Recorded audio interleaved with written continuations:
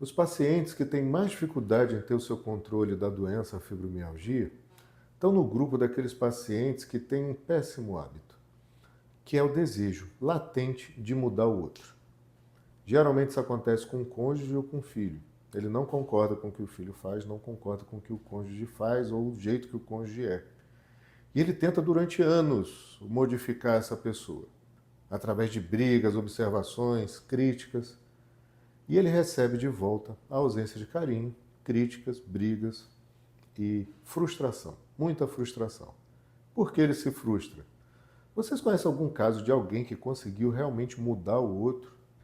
Porque as pessoas que se mudam, e é possível mudar, mudam quando decidem se mudar. Eu nunca vi ninguém mudar de forma obrigatória. Mas as pessoas insistem durante 20 anos, 10 anos, 15, 30 anos de casado, que o marido tem que ser de uma outra forma. E esse marido não está interessado em mudar. Ele é daquele jeito.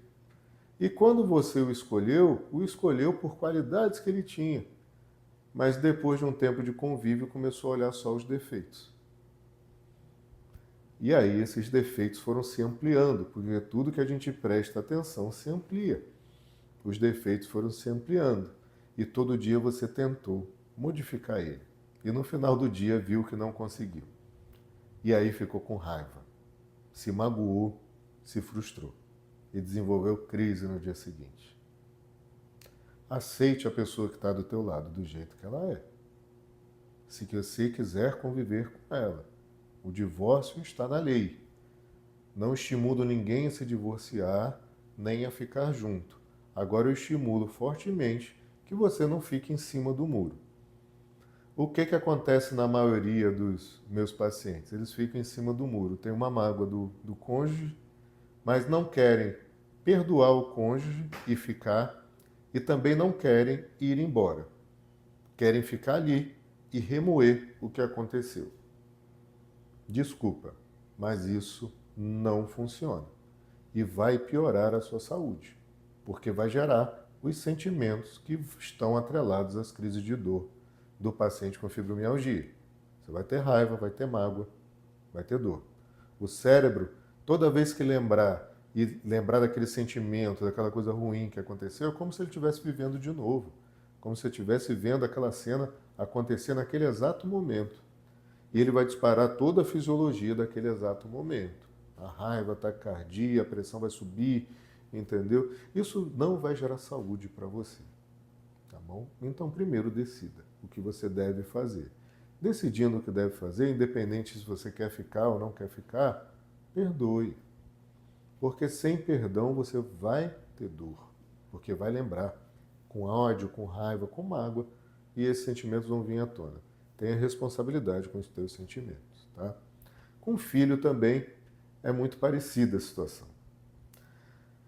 Filho é uma grande dor do pai, porque eu sou pai também, e para mim também é difícil entender isso daí. Mas a gente tem que entender que o filho é filho só da nossa carne, não é do nosso espírito. Ele, infelizmente, vai tomar decisões individuais, vai pensar de uma forma diferente do que a gente pensa. E a gente, no auge da nossa experiência, acha sempre que está certo. Acha sempre que o nosso ponto de vista é certo. E às vezes realmente é. Mas às vezes também a gente pode errar. Mas a gente quer que ele siga um caminho, só que ele não tem a obrigação, depois de adulto, de nos obedecer. Ele vai seguir o caminho dele. E a gente ou aceita isso daí, ou se frustra, se magoa, tem raiva e dispara a crise de dor. Então, esses pacientes que estão o tempo inteiro tentando mudar o filho, fazendo com que o filho obedeça a ele, que tem que ser do jeito que eu quero, que eu sei que é o melhor, que o marido tem que fazer daquele jeito, X, Y, Z, senão vai acontecer alguma coisa, senão vai dar errado. As pessoas que carregam esse tipo de sentimento, eu tenho imensa dificuldade de tratar. São realmente aqueles pacientes que começam a melhorar com o tratamento e depois caem em crise e a gente não consegue mais tirar da crise. Tá? Então, não faça isso por ele, pelo marido, pelo filho, por ninguém. Faça por você. Aprenda a perdoar e deixe solto a pessoa. Dê a ele o direito de ser quem ele é. Tá bom? Um grande abraço.